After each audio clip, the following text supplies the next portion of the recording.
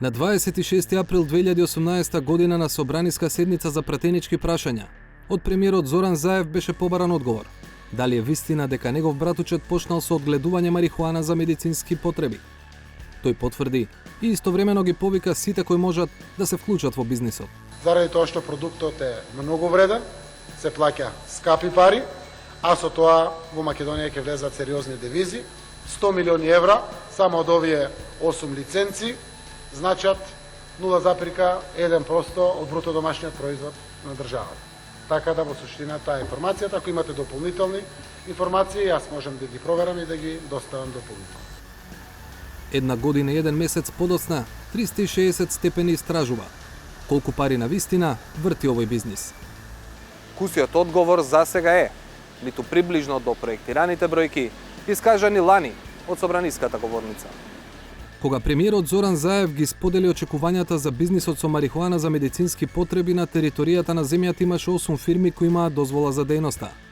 Денес нивниот број е вкупно 20.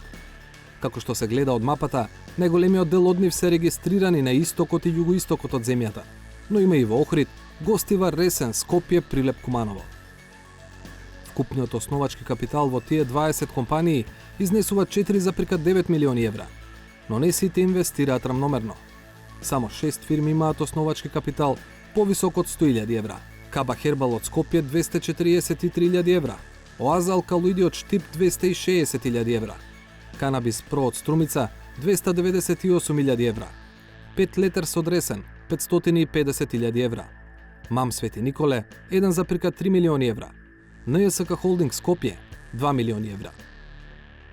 Освен значителниот основачки капитал, оваа шесторка ја врзува и фактот што сите имаат странци во собственичката структура. Собственичката на Каба Хербал има адреса во Полска. Канабис Про меѓу газдите има и фирма со бугарски капитал. Оаза Алкалоиди меѓу собствениците има и албански државјанин. Меѓу газдите на 5 Летерс од Ресен има американец. Во Мам Свети Николе, словенечка фирма. А од неодамна, собствеништвото на НСК Холдинг завршува во Полска. Странски играч има и во други компании со лиценца за одгледување на марихуана за медицински потреби, од Србија, Албанија, Турција, Холандија и Бугарија. Еден интересен пример е бугарската Минстрој Холдинг, која сакаше да го реорганизира Фени. Тие се партнери во Bull Building од Струмица. Токму Bull Building е интересна и од аспект на домашните играчи. Таму може да се најде името на Александар Пиперевалиев од Струмица, кој е косопственик во уште 2 фирми, ТХЦ од Скопје и Микеси од Зелениково. Еден од партнерите на Пиперевалиев во Bull Building е Горан Крстев, бизнисмен кој заедно со братот на премиерот Вице Заев беа газди на Сара Јавор Инженеринг. Директно, семејството Заеви е вклучено во 2 компании кои произведуваат марихуана за медицински потреби, Мамот Свети Николе и Фарма Медика Канабис од Валандово. Интересна е и фирмата Канабис Про од Струмица, каде меѓу собствениците е поранешниот пратеник на СДСМ Драган Ѓоргиев. Меѓу партнерите имаат фирма со бугарски капитал, чиј управител Жарко Миленковски е и менаџер на една од галиите на Вардар во центарот на Скопје. Најголемата фирма сепак останува најстарата, НСК Холдинг. Неодамна беше продадена за 3,25 милиони долари од собствениците во САД на собственици во Полска. Раководството засега е исто. Управител е Златко Кесковски, поранешен телохранител на председателот Борис Трајковски, а потоа универзитетски професор. Многу имиња, многу странски партнери, но засега мали приходи. Од првата лиценца до крајот на минатата година компаниите што работат во дејноста пријавиле вкупни приходи од само 330.000 евра. По исто време, расходите им се 10 пати поголеми.